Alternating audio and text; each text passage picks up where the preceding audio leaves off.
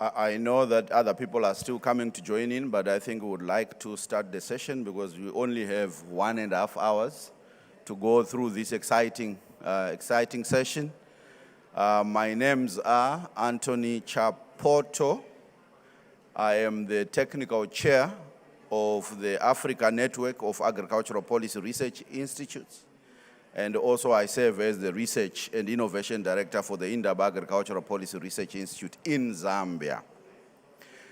It is my privilege and honor to introduce to you this session and be the moderator of this session. We are calling it Africa CACCI event. It's very exciting, and CACCI is the Comprehensive Africa Climate Change Initiative. And the title is Accelerating the Implementation of NDCs and NAPs, particularly for Africa. We are privileged to have two of our leaders who in CACCI. CACCI essentially is an initiative that is led by Africa Union with funding from USAID.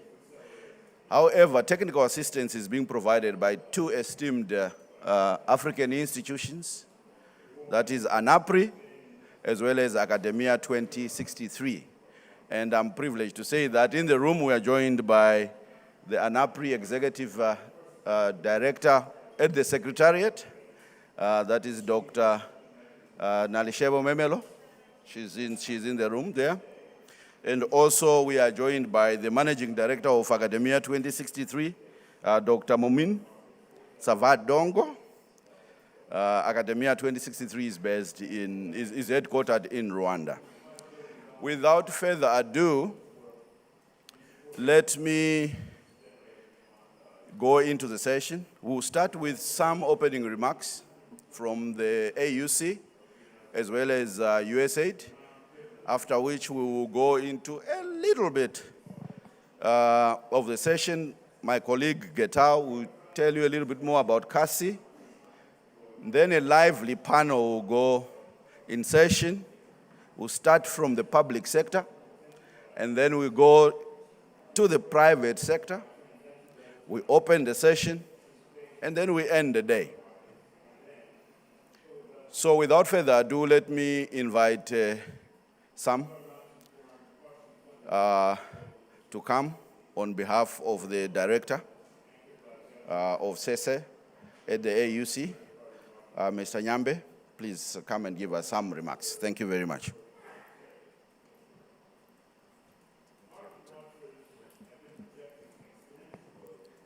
Good morning, everyone. Good morning, everyone. Good morning. Good. Now I know we're in the house. My name is Sam Ogala, Senior Climate Change Advisor at the African Union Commission, Department of Agriculture, Rural Development, Blue Economy and Sustainable Environment. Representing the Director, Hassan Nyambe, who is the Director of Sustainable Environment and Blue Economy of the African Union. So I'm going to read the speech of the Director on his behalf. So once again, Excellencies, distinguished ladies and gentlemen, also Emily With from the USAID, Apt Associate, Academia 2063, and ANAPRI. These all protocols duly observed. I would like to welcome you all to this very important event on accelerating the implementation of NDCs and NAPs in Africa. Let me take this opportunity to commend the United States of America for its various ambitious climate initiatives and programs on the Africa continent. Let me also acknowledge at this point the ongoing collaboration between the United States and the African Union Commission through the United States Agency for International Development, USAID, supported program on the Comprehensive Actions for Climate Change Initiative, CACCI. Excellencies, ladies and gentlemen, the latest IPCC report released on March 20th, 2023 by the Intergovernmental Panel on Climate Change has identified Africa as one of the most vulnerable continents to the impacts of climate change. The report highlights the adverse effects of rising temperature, sea level rise, drought, extreme weather events on the continent. The finding indicates that African countries are likely to experience more frequent drought, heat wave, severe consequences on food and water shortages, displacements of people, and loss of biodiversity. African countries face several challenges in implementing their nationally determined contributions, NDC, and their national adaptation plans. Some of the critical constraints include limited data, technology, infrastructure, and financial gaps. The current financial tools available to finance the national adaptation plans and the NDCs of our member states in Africa does not match the scale of the need that the African Union member states have to implement their NDCs, their NAPs, and other climate frameworks. Africa needs to invest between 7 to 15 billion USD annually by 2030 to enhance its ability to adapt to the impacts of climate change. If the planet heats off by 2 degrees Celsius, the cost of climate implementations on the continent will rise as much as 50 billion USD annually by 2050.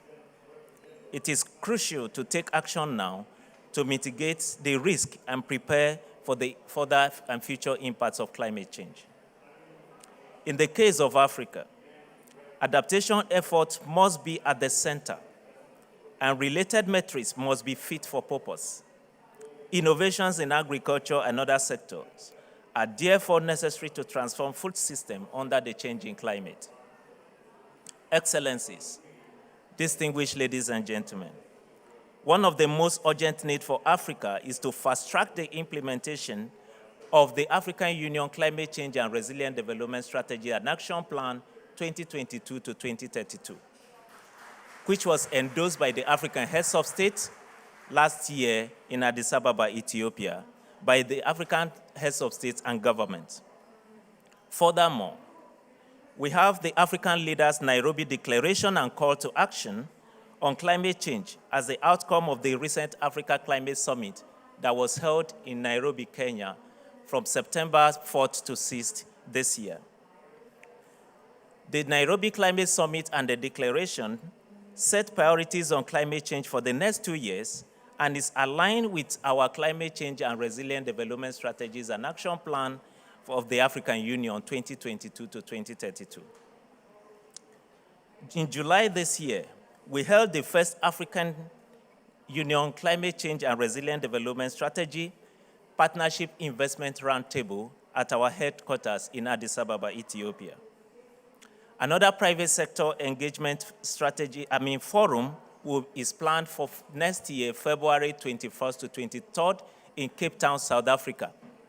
All these are meant to support the implementation of the African Union Climate Change and Resilient Development Strategy and Action Plan 2022 to 2032.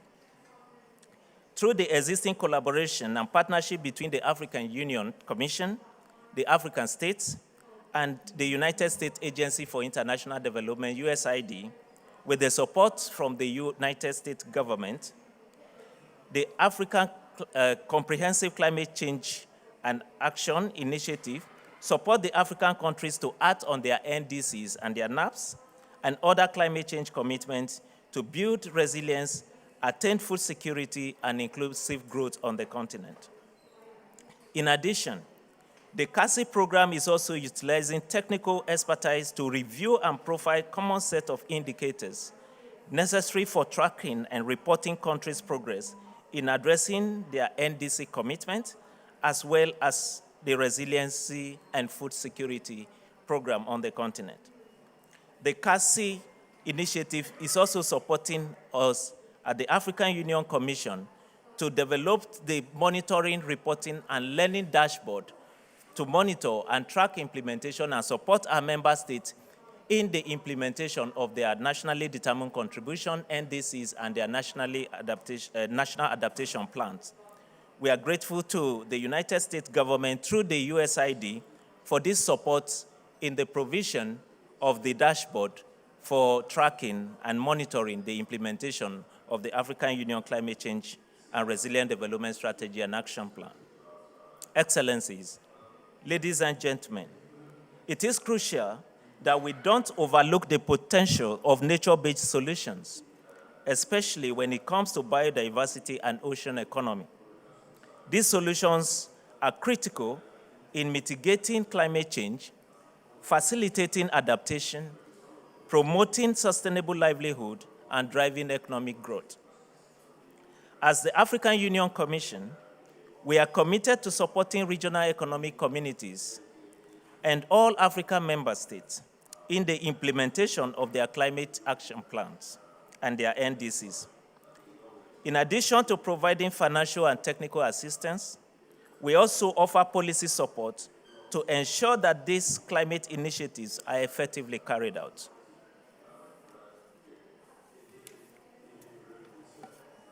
Ladies and gentlemen, our goal at the African Union Commission is to ensure a sustainable future for Africa and collaborative effort and support. As I conclude, I would like to express my gratitude for your involvement, contribution, and moving forward, I'm eager to continue the engagement and work towards unpacking the outcome of today's discussion at the potential and operational level. I believe establishing a detailed roadmap will enable us to achieve the desired climate goal and achieve more for the African continent. Once again, I welcome you to this important event. I thank the US government and the USAID and all the partners for accepting to honor our invitation today, and I wish us a very successful deliberation. I thank you.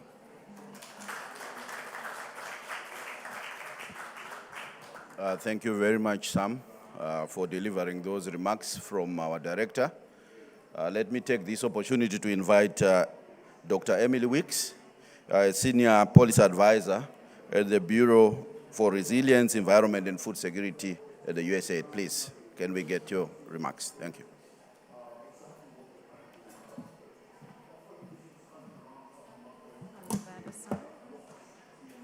Thank you, Anthony. It's a pleasure to be here in the African Union Commission Pavilion today to celebrate our third year of implementation of the Comprehensive Action for Climate Change Initiative. As you well know, the NDCs and the NAPs are the backbones of the Paris Agreement, and it's important to be here today in a collaborative effort to implement the mitigation and adaptation efforts that are outlined by the AUC and our partner countries.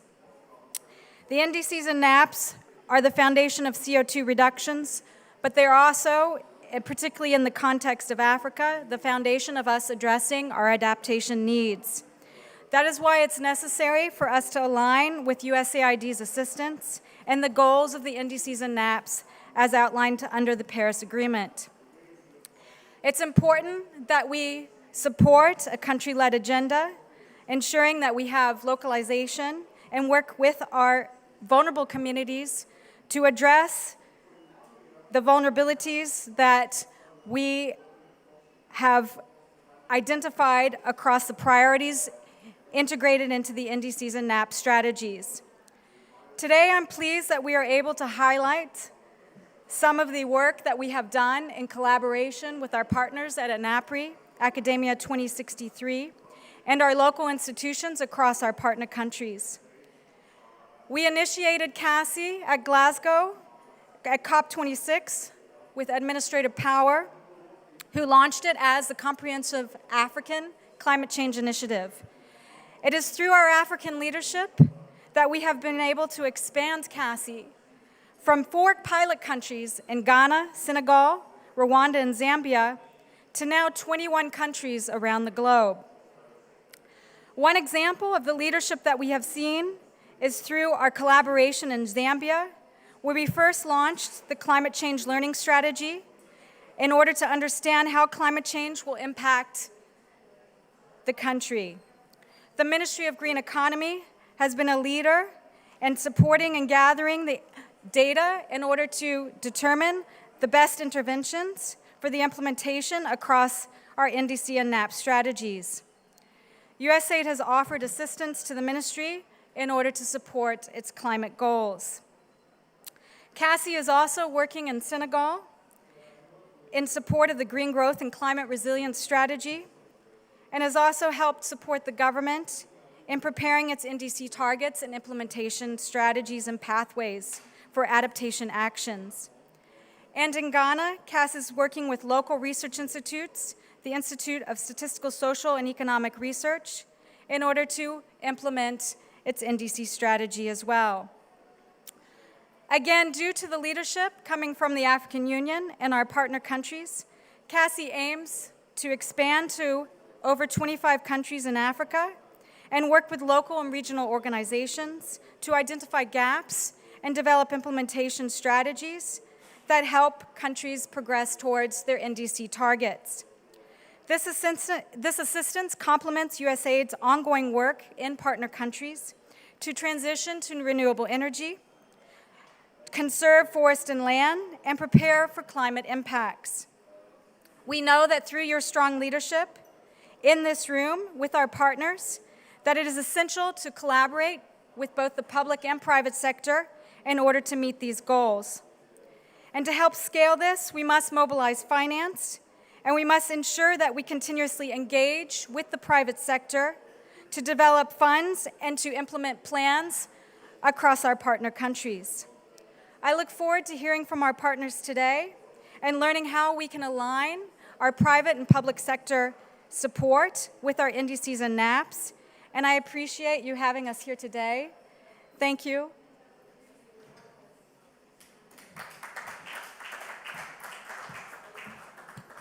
Thank you very much, Emily, for those warm remarks.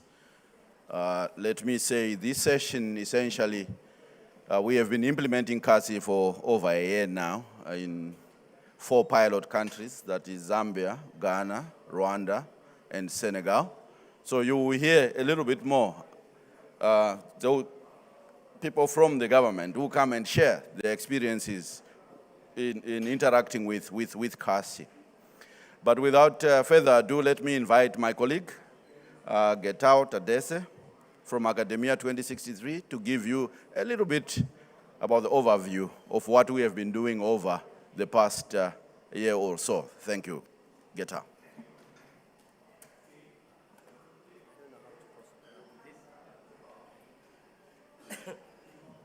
Thank you. Good morning. Thank you, Anton.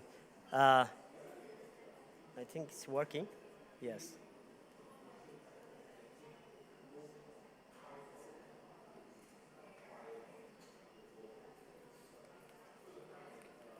Yes. I will be brief on some of the highlights on our activities and also the different climate change initiatives in Africa. So I use some examples from the pilot countries. So I just want to talk about the importance of integrating and programming climate change initiatives. So in this presentation, I'll be highlighting on the different climate change initiatives in Africa. We have a lot of initiatives at continental level, global level, and also at country levels, and also the challenges of implementation of those initiatives, and the contribution of CACCI in Africa with some examples. I might be a little bit biased on Senegal and Rwanda, but we have also the same in Zambia and Ghana. And I will conclude with these things. Generally, these are the initiatives. I mean, the African-wide initiatives is mainly, in Africa, climate change is not only about climate, it's a development issue. So that's why the bigger circle, if you look at, this is all about, I mean, it's guided by the African climate change initiatives in Africa, is guided by the bigger development programs like the SDG and Agenda 2063. This is the bigger, and this is at continental and global level.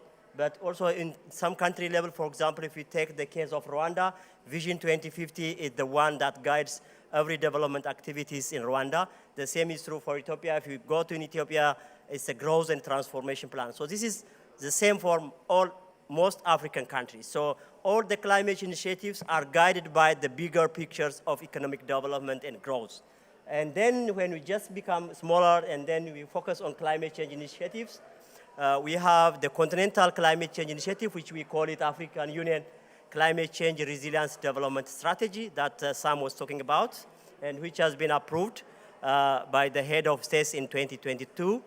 And then we have the Paris Agreement on Climate Change at global levels. But if you go to the country levels, I also give the case of Rwanda again. They have the Green Growth Climate Resilience Strategy. So these are focused on climate change.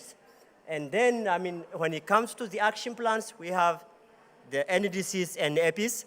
At the same time, in the continental level, we have the Green Recovery Action Plan. That's just a plan by the African Union Commission. So we have the development strategies, the climate strategies, and the action plans. So the issue is how to integrate them and how to really implement them in a way that can feed each other. I mean, I might have some problems in defining these things, but these are broadly the initiatives that we have in the continent.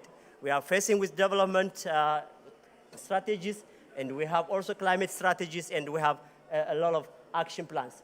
If you simply look at the action plans for NDCs and APs in Africa, almost like 52 countries have already drafted their NDCs and submitted for the UNFC, and actually 45 of them, they updated their NDCs and submitted. It's only Libya and Eritrea that they didn't start, domesticating the process. But some countries, they have also their national adaptation plans. If you look at the green ones, these are countries that have both NDCs and NAPs. And the blue one is only the NDCs, and the last one is those countries who it doesn't have. I mean, they don't have officially, they might have some, but they don't officially submit. So what is the content of the NDCs and the NAPs in most African countries? I mean, if you look at, again, the case of Senegal and Rwanda, most of them, they want to reduce emission, mainly from agriculture and energy. If you take both countries, I mean, the share of energy and agriculture is very huge for the contribution of emissions. That is what, in terms of NAPs, if you look at the NAPs, in many African country adaptation plans, agriculture is the most priority one. The number of countries who include agriculture as a priority is more higher than the others. So even there are also other sectors that are being considered as priority, but agriculture first, followed by water. This is just an overview. What are the challenges? I mean, everybody knows in this room that we have a lot of good policies, good strategies, but we are struggling to implement them at the country levels, and because of so many problems. Few of them, like the climate governance issue, because as we know, climate change is a multi-sector involvement. Then, I mean, engaging them, coordinating them is becoming a big challenge. The mutual accountability and the issue of capacity in terms of finance and all these things. More important, the integration and coordination of the different ambitions and initiatives at local and global levels, and local and continental, and also mitigation and adaptation. These are some of the issues. Investment programming is very, very critical. I think translating the two ambitions to action is a challenge, but we see some good practices in some countries, and transiting from project to program approach, and targeting and actions and all these things. So what CACCI is doing for the last 1+ years is we basically do on 3 areas. I mean, supporting investments and supporting learning, and also measuring performance. These are the 3 things. And probably the investment might be squared compared to the others, but it's about like facilitating the implementation of NDCs and NAPs through mutual learning and targeting investments and measuring performance. So these were some of the activities that we have been doing in 4 of the pilot countries. So then I think some of the contribution, for example, this is just like in terms of stakeholders engagement. we closely linked with the African Union climate agenda. That's where we started, and now that's how CACCI has been started. And then we also did some stakeholder mapping in both 4 pilot countries, both in Zambia, Ghana, Senegal, Rwanda. We did some stakeholder mapping, who is really involving on those activities, who has the capacities. And also we established a strong local partnership. I mean, in most cases, we closely work with the Ministry of Environment in both 4 countries, but also we closely work with the operational agencies like CSE in Senegal, which is, I mean, Climate or Environmental Monitoring Center. Yeah, CSE is in French, yeah. Yeah, and in Rwanda, we work with REMA and Rwanda Green Fund. And in Zambia, with Indaba Agricultural Policy Research Institute. And in Ghana, we work with the Economics and Social Statistics Agency. And then I think we also involved in many multi-sector climate change multi-sector working groups. We have different climate change multi-sectoral working groups in 4 pilot countries. So we work closely with them. So these are some of the things. And also the other contribution is we try to develop an integrated result frameworks that can bring all the initiatives together. So based on the review of their initiatives, their programs, and all these things, we try to bring them into a unified or integrated result framework that we developed for all the pilot countries. So that integrated result framework has at least 3 components. The first one that states the ambitions, and the second level is the climate actions, and the system and capacity buildings. I mean, these are, for example, in terms of ambitions, I mean, very clear the reduction of greenhouse gas emission. The percentage might be different from different countries to different, and building resilience and also green growth. We are still struggling to measure how to measure green growth, but in many countries they are really ambitious to achieve. In terms of climate actions, the 3 sectors are very critical, and system building in terms of governance, climate governance has become a very critical issue, and capacity building, finance, and innovation. So this type of integrated result framework has been developed for the 4 countries. And also we are trying to help the African Union to develop their result framework so that we can develop the dashboard, the monitoring and result dashboard. And some of the other activities that we did, just an example from Senegal. Here we are trying to track methane concentrations under different land use systems. And also we want to try to track the climate risk. So I think our team on digital product, data and digital products, they are trying to track the climate risk as well as the concentration of the methanes. So I have no detailed information, but my friend Racine, Dr. Racine is here. He can explain a little bit more about how these things work. And we did also some vulnerability assessment in some countries. For example, this one is for Rwanda. Rwanda has been doing some vulnerability assessment since 2015. They did it in 2015, they did it in 2018, and CACCI has also helped them to do it in 2021. So this is the result from 2021. We compare it to 2021 and 2022, vulnerability has a little bit declined from 0.43 to, from 0.49 to 0.43. That means I think there is a progress, but it's not really as such significant. So the source of vulnerability as defined by the IPCC, we have the exposure, sensitivity, and adaptive capacity. So the major source for vulnerability we found, especially for Rwanda, is mainly because of lack of adaptive capacity. It's not because exposure and sensitivity. And we did it at district level so that we can identify which district is more vulnerable and where the investment should be targeted and all those things. So we did it also for Senegal and other countries. For Rwanda, again, we did some forest cover loss assessment. This is one of the area where to see how the countries are doing.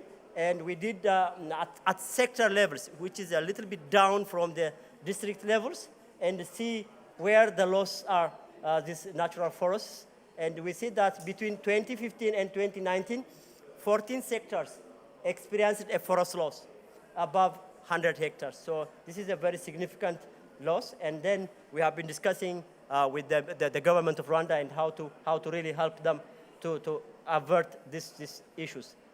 And also we try to do some predictions on how much investment is required to make agriculture more resilient. I mean, these are some pilot countries in Kenya, Mali, Nigeria, and Senegal. These are the figures that show that if we want to keep agriculture as resilient as possible, we have to increase the investment, the area to be covered by the different climate-smart agricultural practices by this month. For example, if you take the case of Senegal, if Senegal wants to make its agriculture resilient and smart, they have to increase the area to be covered by soil and water conservation by 90%, and irrigation by, it's about 54% of the area has to be irrigated in order to maintain resilience in Senegal agriculture. And we did all these things for those. This is very important because I think this is the type of, or the amount of scale up that is needed for achieving higher goal of resilience. So these are some of the findings, and we have seen plenty of comprehensive and ambitious climate initiatives, but the good thing is there is a growing tendency for willingness and ambition to invest, and also there is a good understanding that mitigation and adaptation are not something separable. They are not separable for African context. They have to go hand in hand. That's a good understanding that comes out from the different stakeholders. However, we have a problem of coherence, integration, and coordination, disconnect between ambitions and action, and we have a lot of ambitious plans, but in terms of we are a bit lagging.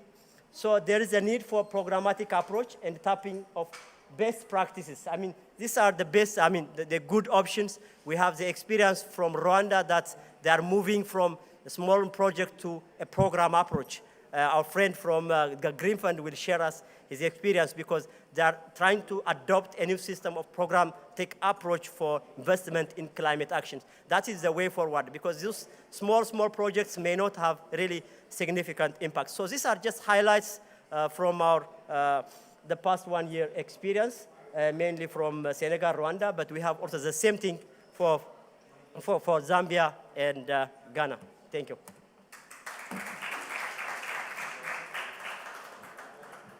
Thank you very much, Getao. I think from his presentation, you can see that issues to do with data and the data analytics to support the NDCs and NAP is very critical. I think for us to have sustainable investments in Africa, we need to be evidence-based. And this is what CACCI has been championing in the different pilot countries. And as we expand, this is an area that I think CACCI should really focus on issues of data because countries committed, but are our commitments achievable? Under what circumstances? And this is the void that the two technical partners working with government, that is Academia 2063, ANAPRI, and their governments are working to fill that gap that exists in the climate action space. So I think we are now moving to the next session. I'm going to invite 4 esteemed colleagues from the pilot countries. If I could have on the stage, please, Dr. Entwi Amoa from Ghana. Dr. Entwi is a director in charge of climate vulnerability and adaptation at the Climate Change Department of the Environmental Protection Agency in Ghana. Also, if I can be joined on the stage by Professor Sheikh Mbow, the Director General of the Center for the Suite Ecologique, that is CSE. Did I get that right? Okay. Thank you very much. And then if I could have Felicien, the Chief Financial Officer at the Rwanda Green Fund. Thank you. And then if I can have Mr. Hedges Tembo, the Chief Green Economy Officer, Ministry of Green Economy and Environment, Zambia.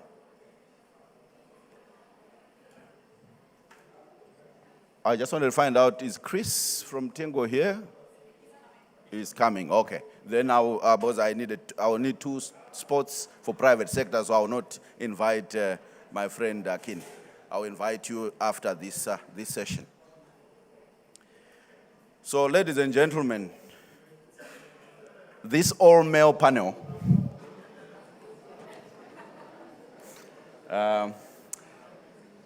will try to shed some insights of what we have been doing with them in the countries. We have Zambia, we have Rwanda, we have Senegal, and we have Ghana. And to guide them, I would like to ask them a very loaded question. And each one of you has about 5 minutes to tell us some of those things that have been happening in your countries. I think I'll start with Dr. Entry.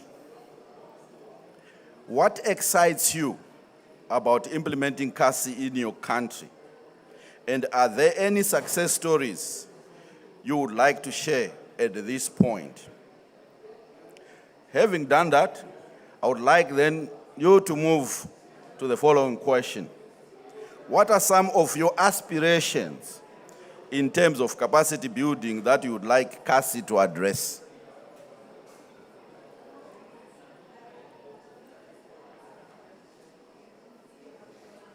Once we fix the tech issues, Dr. Enchu is going to respond.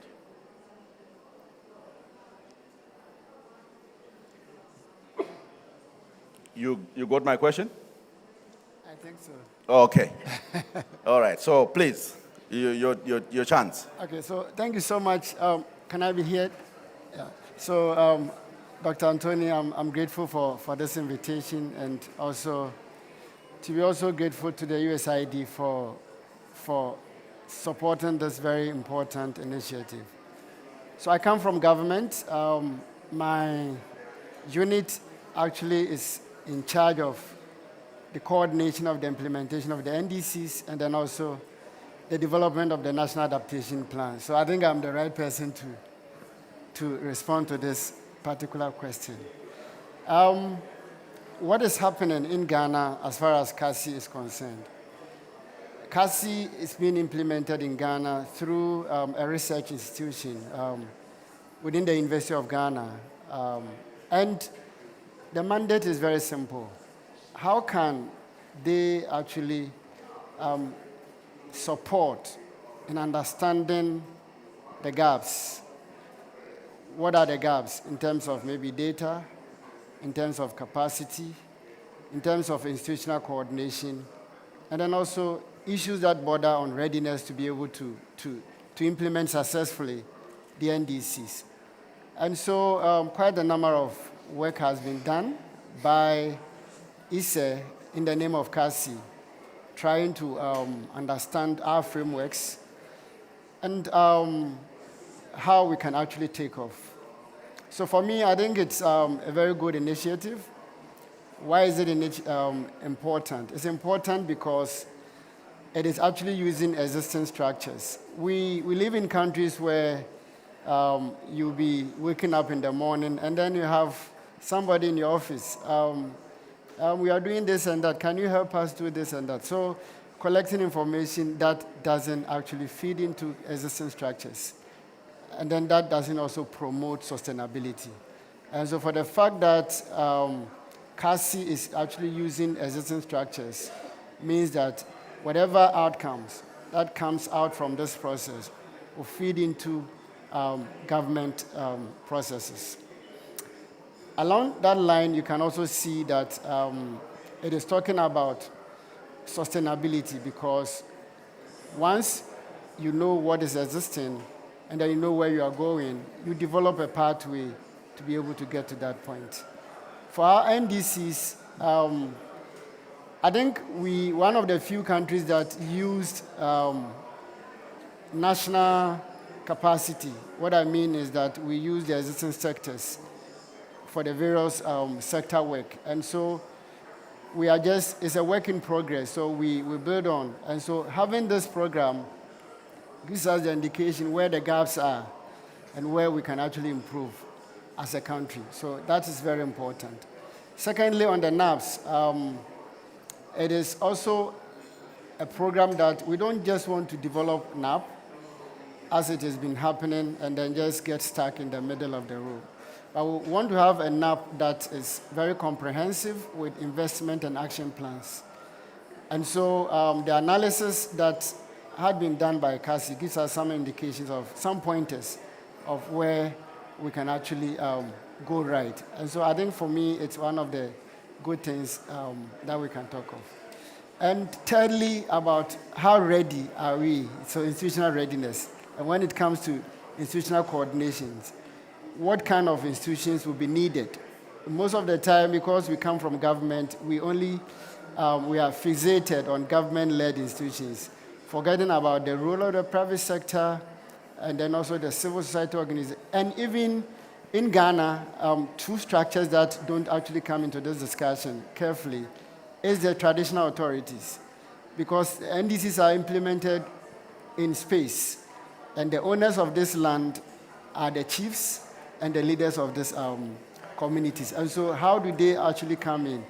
The institutional governance structure actually gave us some indication of some of the pointers that we have to look at. And so for the readiness, this is what I can say.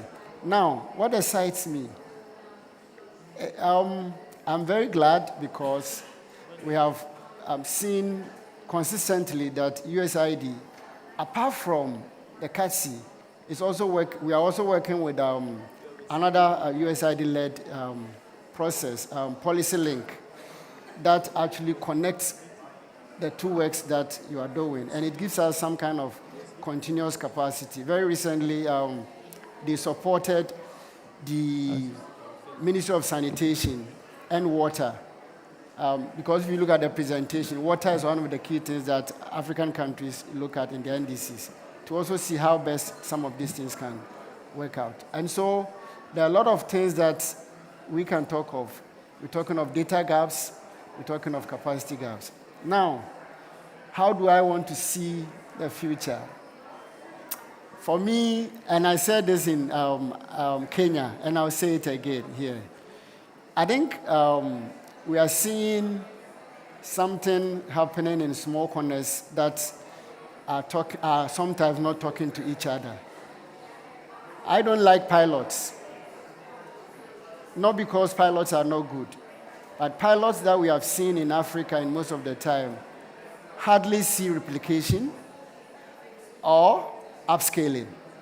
And so we, from Ghana, want to see this very important initiative that talks about data, that talks about capacity, that talks about governance, being upscaled, seeing a very laid out sustainability plan where we are moving from today with this initiative and where we want to see ourselves within the cycles of the NDCs. Remember, the NDCs are being updated every 5 years. And so it is important to see a trajectory of progress in terms of connectivity when we have the opportunity anytime to update the NDCs or presenting the NAPs in any form. Thank you so much. Thank you, Dr. Entry. What I'm hearing is that it is important to use existing structures. So that's one element of CACCI. CACCI went in, not that there's no one in that climate space, climate action space. There are structures already, so CACCI had to use those existing structures and find a niche that they would fill in. The second thing I think I heard was that it should never end as a pilot. Is that right? We should continue to scale it up. And from the word CACCI, it is called Comprehensive Action for Climate Change Initiative. So it's an initiative that will live forever. It can be something that we can continue to implement in our countries. I think let me move on to hedges. I'll ask you the same questions as well for Zambia. What excites you about implementing CACCI in Zambia? And are there any success stories you can tell us? And what are some of your aspirations for CACCI going forward? Thank you so much Dr. Chapoto, for that question. And let me actually begin with thanking the USAID for selecting Zambia as one of the pilots to undertake the implementation of the CACCI. So in terms of successes that we've scored so far in the implementation of the CACCI, one of the things that we did was to undertake the stock-taking of the country's activities, policies that aid the implementation of our nationally determined contribution as well as our national adaptation plan. So we combed through the policy scope and extracted all the policies that we are implementing in aid of our NDCs, and we assessed the gaps within those policies. And then we also looked at the different interventions that we are implementing in aid of our NDC as well as our national adaptation plan. The other thing that we did was the preparation of the country NDC and the NAP profile arising from that country stock-taking exercise. The next item that we have undertaken is the NAP NDC, the NDC and NAP gap or capacity needs assessment. And then we also undertook an integrated results framework, a framework which incorporates both our indicators for the NAP and our indicators for the NDC, so that we are able to jointly track the progress in the implementation of both the NAP and our NDC. So what excites me about the implementation of the NAP is, the implementation of the CACCI is the fact that through the CACCI we are able to clarify some of the gray areas in the implementation of our NDC and our NAP. We are able to generate evidence, which evidence we are able to use to augment our stories on the implementation of climate change action in the country. For example, some of the evidence that is coming out of the CACCI is feeding into our private sector engagement, helping the private sector, for example, to build business cases that they would use in order to engage in climate action. And then the other thing that we have undertaken to do through the CACCI is I have said we are tracking progress through the CACCI. We are also benchmarking ourselves in terms of performance against other countries. How do we benchmark ourselves if we do not have the evidence on how we are performing? So the CACCI is helping us to generate that evidence so that we are able to see against the other countries, the peer countries in Africa, how are we performing?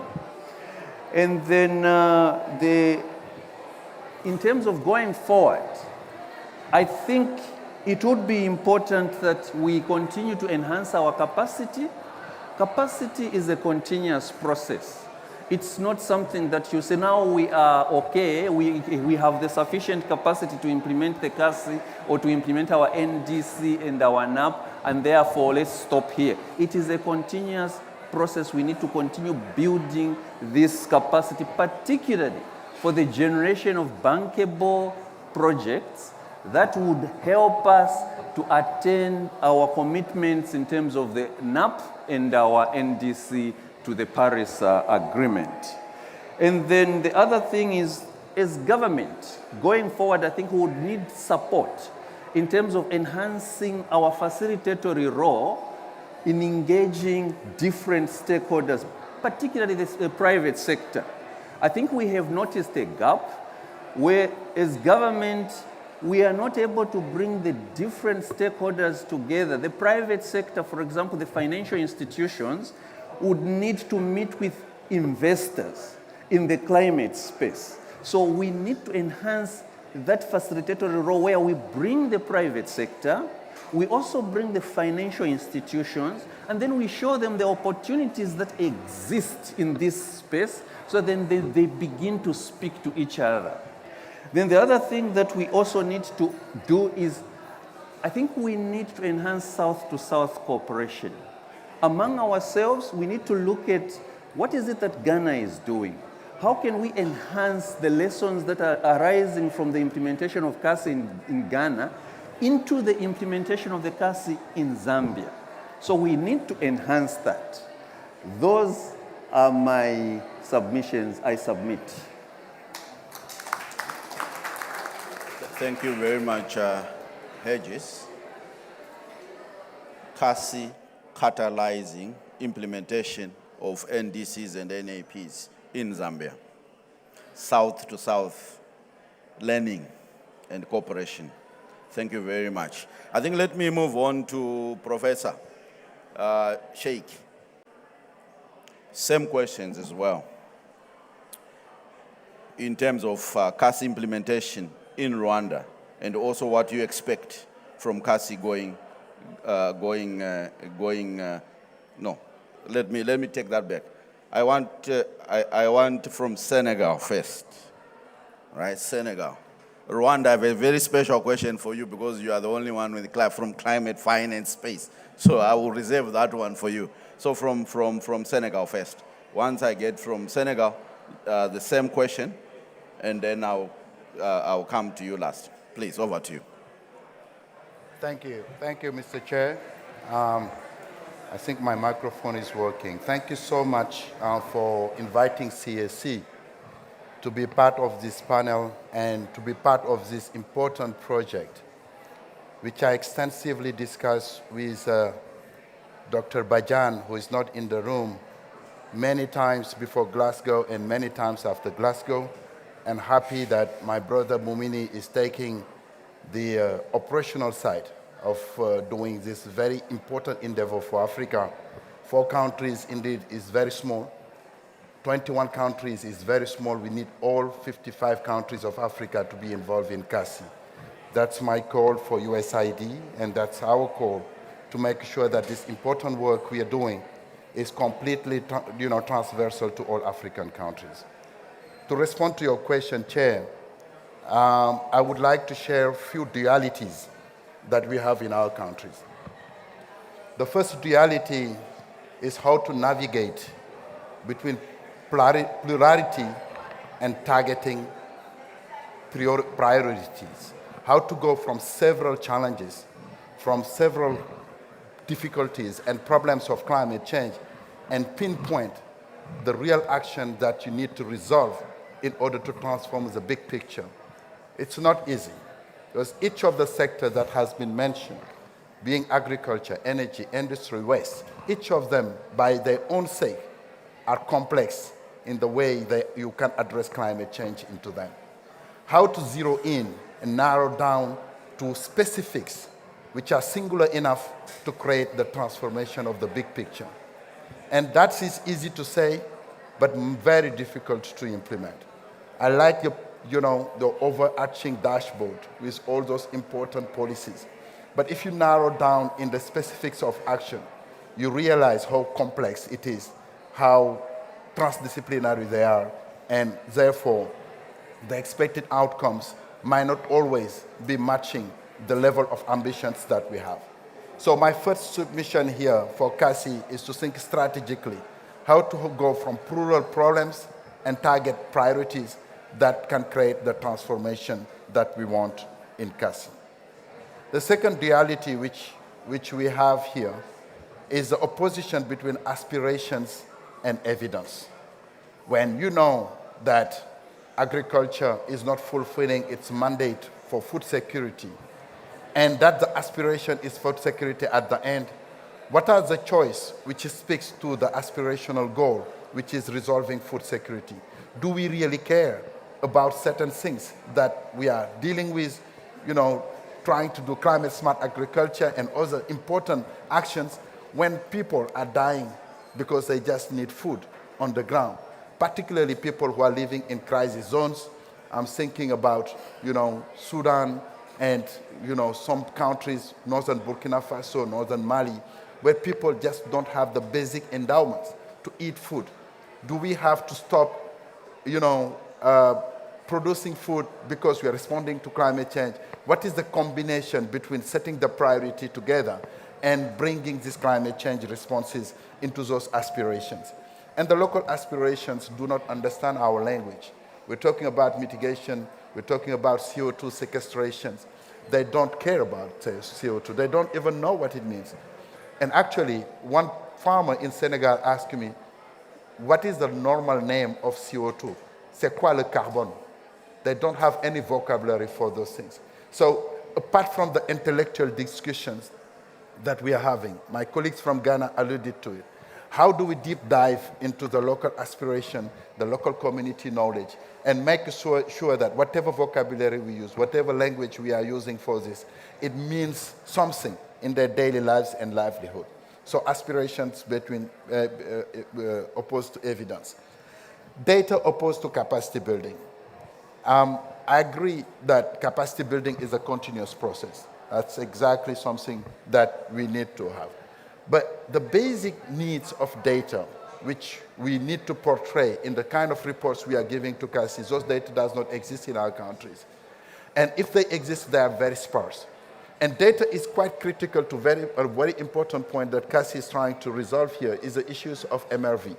The Article 6 of the Paris Agreement set the transparency framework. And MRV is not only mitigation figures or adaptation figures, it's also the financial transparency framework where you account all the kind of support and investment that are received for the name and for the sake of climate change in every given country. So the big gap we are having here is the monitoring evaluation, the MRVs, and the funding requirement to resolve the issues of climate change. So when you have data and you don't have a good MRV system, it does not mean much to me in the sense of the engagement that CACCI wants to put in action. So at the nutshell, just not to monopolize the words, these are few submissions because my colleague from Zambia, what they did is exactly what we did. We will not repeat all the, action framework, etc., which was quite great and was eye-opening for us to inform the government. These are the weak points of climate action in our countries. And if we resolve those weak points, we're very sure that we will do a leap forward, a quality leap forward into resolving climate issues in our country. Thank you, Chair, for your attention. No. Thank you very, very much, Prof. What I'm hearing is that how do we devolve CACCI into those sub-national areas? It needs to go really down. Whatever we do at national level has to translate into action at the local level. Maybe last but not the least, in terms of our colleagues from the public sector, I will pose this last question to my colleague from Rwanda, Felicien. You are coming from the climate finance space. Tell us a little bit your experiences with climate finance in Rwanda and also how it relates to CACCI. Okay. Thank you so much for having me. Talking about climate finance is not easy, but I will try. Our climate finance is actually linked with development finance because when you look at our climate strategy, for Rwanda, it is actually aligned with development strategy. So it means it is started with country's development strategy, and actually we look how climate finance, like another traditional finance, can actually feed into developmental goals of the country. So as other countries, we submitted NDCs. Just quantifying our NDCs, at least to reduce 38 emission, we need at least like 11 billion USD. So it's a huge money. And looking now where we are, we have mobilized 5.5 billion, and then you have gap of 6.5 billion in less than 7 years to go. So it's a huge work. But looking how the country is trying to position to achieve those very ambitious and bold initiative, we are doing like 3 things. First, there is what you call policy alignment. Looking from Ministry of Finance, Rwanda has been first country to assess RST, which is Resilience Trust Fund from IMF, which is actually one of the funds that's going to green the budget. So, I mean, from the government perspective, they are doing policy reform so that actually we try to mainstream climate into usual government process. That is first. The second is collaboration. Looking like global scale, private sector hold a lot of assets under management, like 142 trillions now. So government have like a half of that. So our principle is not leave anyone behind. So what we are doing is now under programmatic approach is actually looking analyzing needs at sector level, and then we look where government can put money, where the private sector can put money. So we try to do like a blended approach, where actually we look like where there is an upfront a huge investment need, and government can put the money to leverage the private capital. In the last COP, we have launched private sector arm of Rwanda Green Fund, where actually has been capitalized now 200 million. But looking at our numbers, it's going at least to leverage up to 1 billion. We are seeing now commercial bank, we are seeing development banks now being attracted because when we use those public funds, at least can leverage the private capital in terms of maybe interest subsidy, in terms of making finance more concession now. So that is what we do. We try to collaborate, and actually we try to use the public fund to leverage the private capital, because when you look maybe in mitigation, we need the private capital to be invested maybe in renewable energy, invested maybe in sustainable transport, sustainable cities. So it's actually working together, leave no one behind, so that we make sure actually we have the same goals.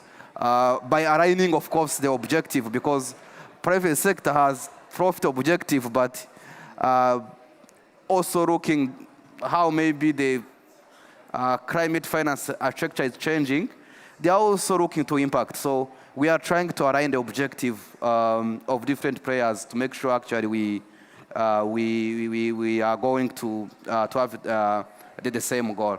The last thing is from CACCI, from other development partners, what we are trying also, it's like streamlining like technical and financial support. Because sometimes when you look in the past, it was like supply led, but how can we make demand led? And actually making a lot of, development partners together, but try also to look where actually one can fit and one can fit, so that actually we develop our programs, but we know this good support on this side, this good support on this side, and then so that actually we have one program which may be cost a lot, but actually when we maybe we implement that program, we know actually the impact is going to be visible, not just like still in the paper, but it can be also seen on the ground, and actually we address both climate and development issues at the same time. Thank you so much. Thank you very, very much. So you can see issues of climate finance are very important. I think in Zambia, I think what the team found was that there is a capacity gap in terms of generating bankable projects. And it is important that through CACCI, we continue to build that capacity. And experiences from Rwanda, that South-South learning is very important. Now, let me thank my panel, but of course, you are not off the hook yet. I just want to create space for two private sector colleagues on the stage. We are going to open up the session for quick questions. So I will just maybe I'll ask my colleague to maybe just move that side so that I can just, no, you can stay. I'll just ask Dr. Ensui to come and sit here. And then we can have Chris and Kin, please come to the stage.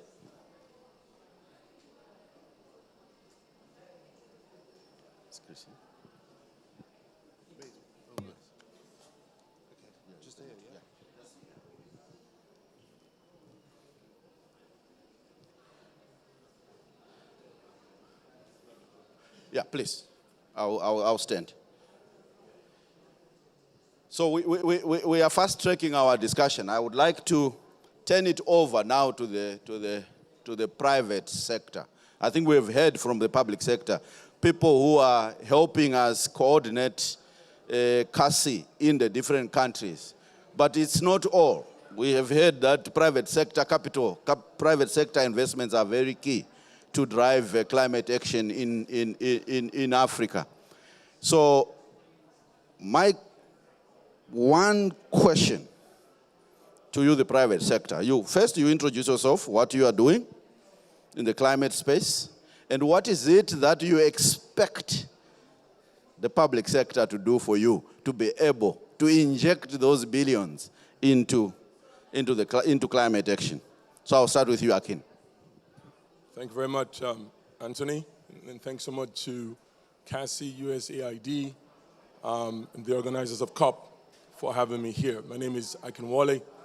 I'm the chairman of Genesis Energy Group.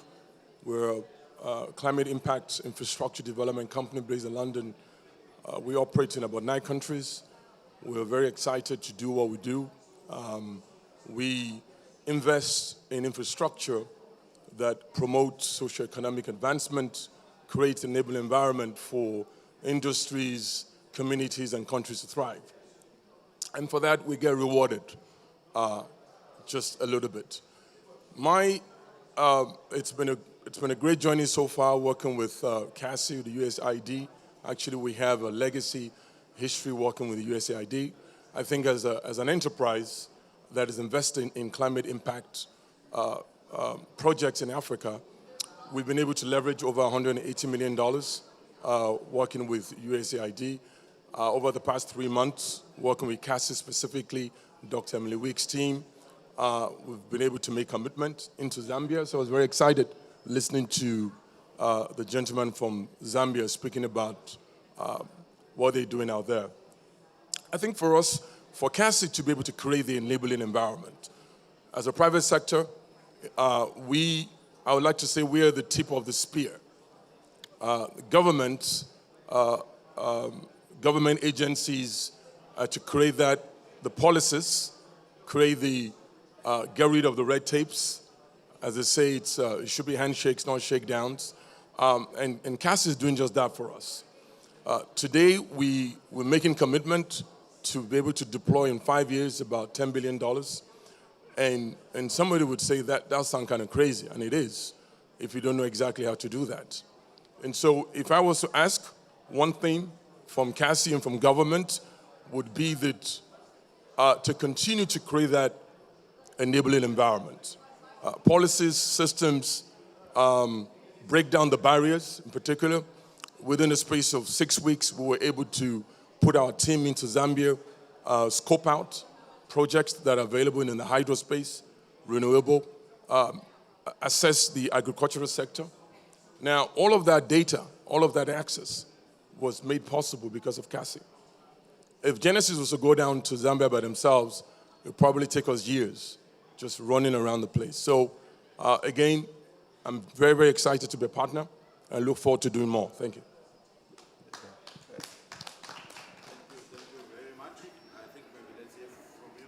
Thank you very much. We've spoken a couple of times, actually, and a lot of the subject matter that you've just spoken about and the initiatives and the strength that CACCI gives and USAID gives, we're also experiencing. We're very new on the USAID journey, and we're looking at new ways in which we can make it work for us as well. Particularly our business, which is Tingo, is a business which looks after farmers. Essentially, we make the farmers the hero of our story. They're the center of everything that we do. So we're already bottom up. And so it's very interesting to hear how the structures that you have here, the NDCs and the NAPs, are trying to work out how to get to ground level. So as a business, we provide financial inclusion, food security programs for over 12 million farmers. And those farmers are spread across Nigeria. Now we're looking at new ways of getting into places like Zambia. We'd love to get to Rwanda and Senegal, etc. But to do that, you need to have clear routes to do that. You have to have clear roads. You have to have clarity. And out of that clarity, we can find our solutions and also propagate our solutions. So for us, I think that, you know, in terms of the interface, it's nice to get into the larger infrastructure projects, but it's also about people changing the things that they do. So if you want to see big climate change, it actually starts with people and their individual behavior. And I think you were talking about it particularly, and I totally agree with it, which is how do you incentivize people to change, not just systems and national organizations to change. And it's this incentivization, how it can get down to the mobile wallet level, can get down to things that inputs that farmers buy, outputs that they sell, waste that gets collected, fruit that doesn't go to waste, etc. And I think when you start to work with policy groups, it's the way in which they can bring all of us together in a fair discussion to work out solutions. We know why we're there. We're there for a profit motive. We particularly believe that profit comes by helping the most amount of people. But we are there for the profit motive. And it's important for us to engage with people who are there for other motives as well, such as social motives, community motives. And that's what things like CACCI can do.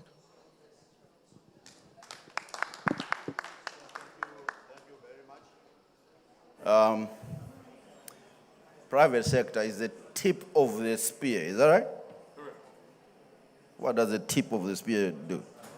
Kills? When a spear gets to your heart, it hurts. So when a spear gets to your heart, it hurts, yeah? Is that right? But for it to hurt, government has to remove all the thorns. You have to make sure that policies are correct, that there is an enabling environment for it to hurt. We need the cash in the climate change space. So thank you very much, private sector. So we have about 12 minutes, I think, to end this session. So what I want to do is to open up the session for anybody with a question. I see a hand there, I think let me start with the gentleman, and then I'll come to my ED, and then I'll come to you. Please, let's make it short. One question.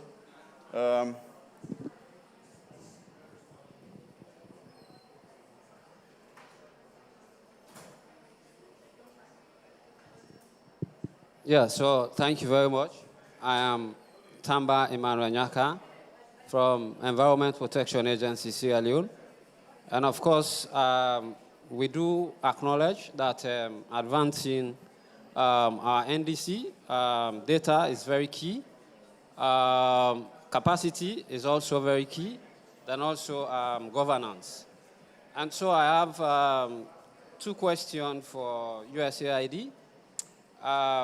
Of course, we know the CACCI initiative is very good. So I want to know if they have intention of advancing from the pilot scale and open up the space for other players to come in. Then also, I want to know what is the entry points for countries who have not yet benefited from this particular initiative. How do we come in and for us to benefit? Thank you.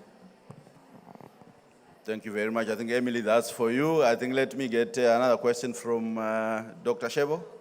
first. We'll take a few questions and then some responses. Okay, thank you, Anthony, and thank you to our wonderful panelists. So mine is a comment, and then a quick question to those who are in government. So my comment is, obviously, in the beginning, Anthony talked about an all-male panel. So CACCI, beware, because you are painting the picture that CACCI is an all-men's club.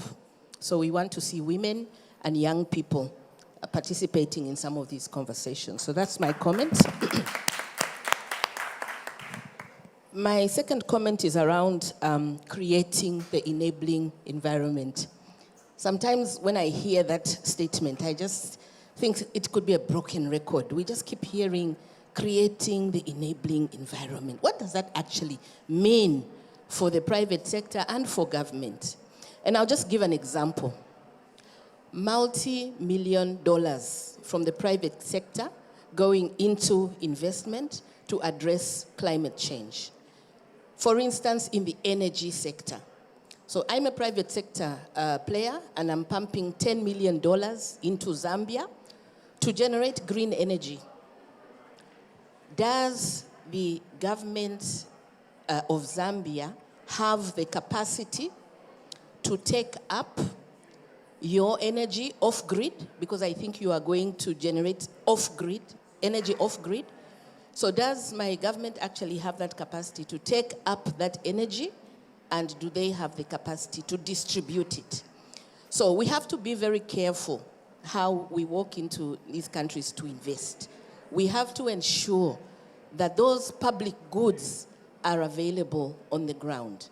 So what kind of conversations are happening between government and the private sector? Because you could be pumping $10 million into a country, and I'm not saying just Zambia, I'm giving an example, and then later this becomes a white elephant, So we need to be careful there. So my question to those who are representing government here, are you ready?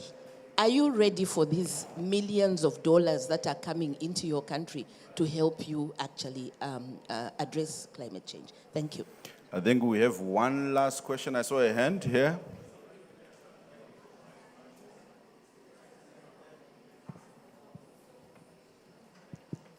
Thank you. Thank you very much. Kirani from African Union Commission. I think my question is on the first presentation, on the climate vulnerability assessment for Rwanda particularly. And it's very good work because you have to really appreciate how much you are vulnerable to take some action, climate action. My question is, I just want to understand what is after the vulnerability assessment, for example. Have you tried to identify climate actions in response to those vulnerabilities? And if that's the case, probably if you can, have you identified some actions like climate action for either it can be adaptation or mitigation that can actually enhance implementation of either NDC or NAPS? Because my impression is it's more of studies and analysis and you stop there. Or maybe I didn't get it right, probably. If there is any extension in terms of actual support for taking climate action. Thank you. I have 9 minutes, and I've been put on a leash. So maybe let me invite some answers from the panelists. I think let's have. Maybe let's start with Emily about what are the countries, then we come to Dr. Entry. Thank you, Anthony. My answer is very quick. Yes. So under the climate strategy that USAID has produced, we aim to support 80 countries around the globe in their NDCs and NAP implementation. And in particular, with the support of CACCI, our target is to support 25 countries in Africa. We look to the leadership of the African Union to work with our member states to identify opportunities in countries, and we welcome partnerships.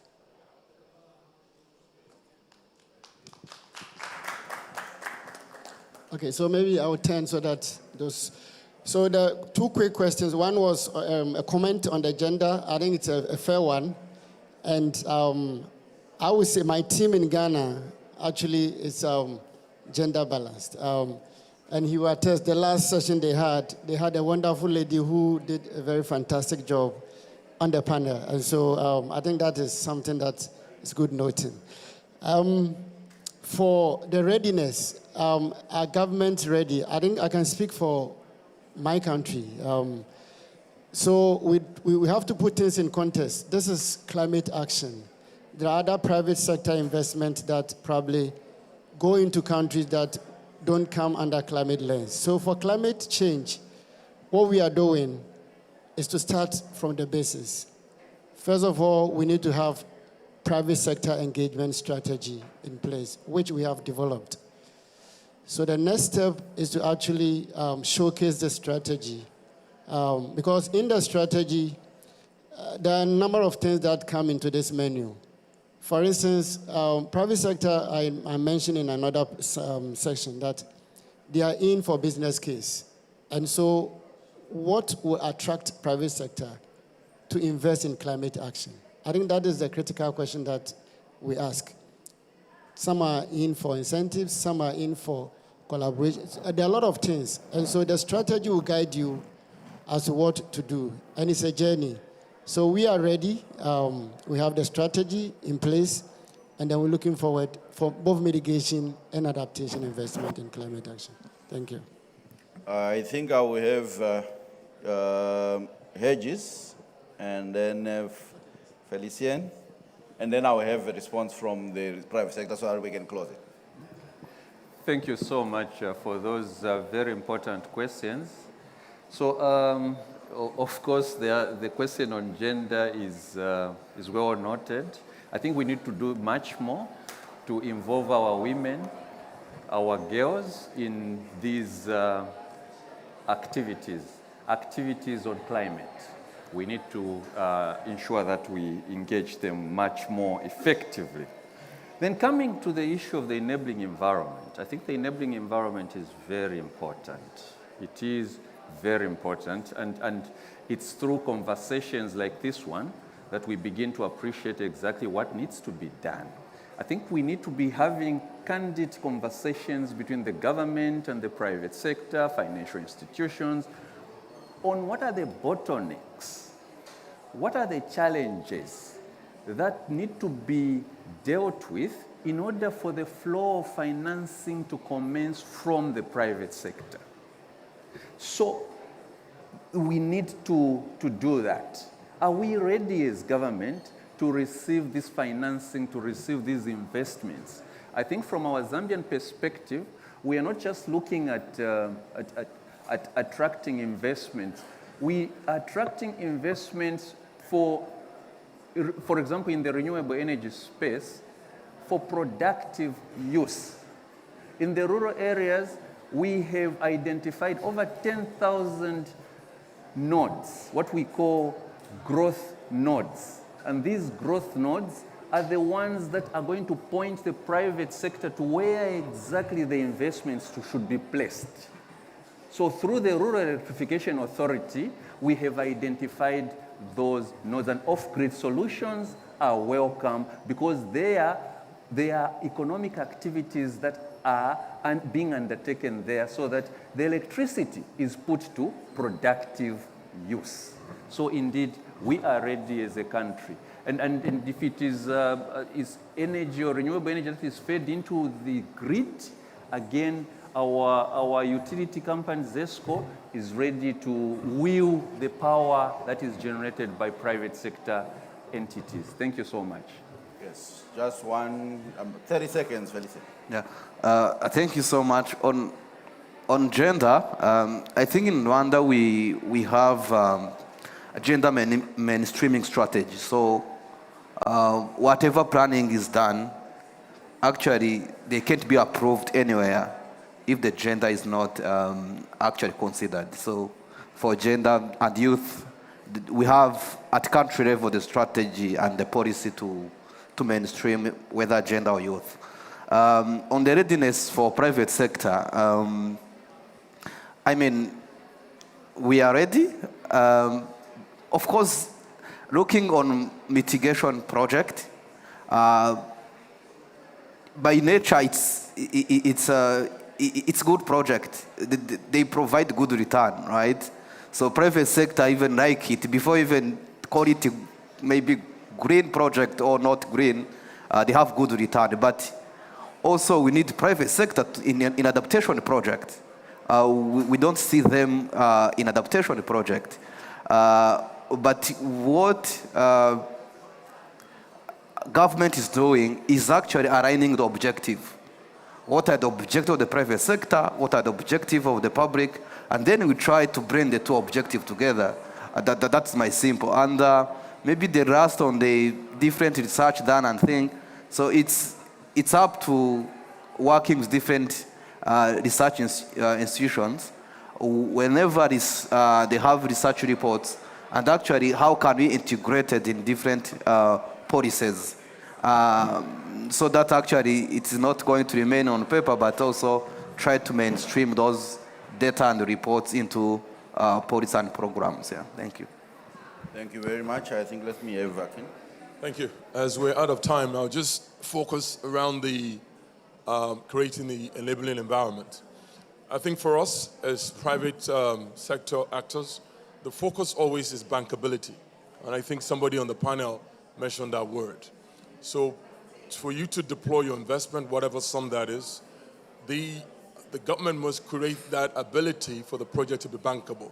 So things around permitting, transparency in regulatory frameworks, support in terms of payment guarantees, structuring the project is our competence. And so as partners and service provider to government, we work with the government to ensure that the end-to-end of the project from concept to financing to construction, and of course to supply of electrons, if the object was renewable energy, for example, will ensure that the actors of government have the ability to pay for it. And that's what we've done in multiple countries, and that's what we continue to do. Thank you. Thanks. Just one last thing there, because I think that it's also the inception of the project itself. So if the imposition of the project is from government, then it's not necessarily commercial. And so I think at the very beginning of the plans that are set out, I think it's also possible that and probable that for successful policy to work, it should be in tandem with private sector immediately. And then you've got a chance that it's going to be commercial as well. So sometimes the project seemed imposed, and so we actually have to work to make sure that those function together as well. Thank you. Sheikh, do you have any last words? A very quick one. I cannot resist to say that when it comes to readiness, what they put in readiness when you go to Green Climate Fund, when you go to Adaptation Fund, when you go to GCA, requires certain level of institutional standing, which is quite international standards that are not always actually active in our countries. So there is a lot of preparation that we need to do in order to embrace those big projects. I'm well in place to say that PSC is accredited both in Green Climate Fund, in Adaptation Fund, in GCA. So it requires a lot of work, and nobody supports local institutions to be prepared to receive those funding. That's why your question was absolutely very great question. Thank you. Thank you very much. I think before the closing remarks, I'll ask Getao to just respond briefly to the question that was asked, and then I'll invite Sam to give the closing remarks.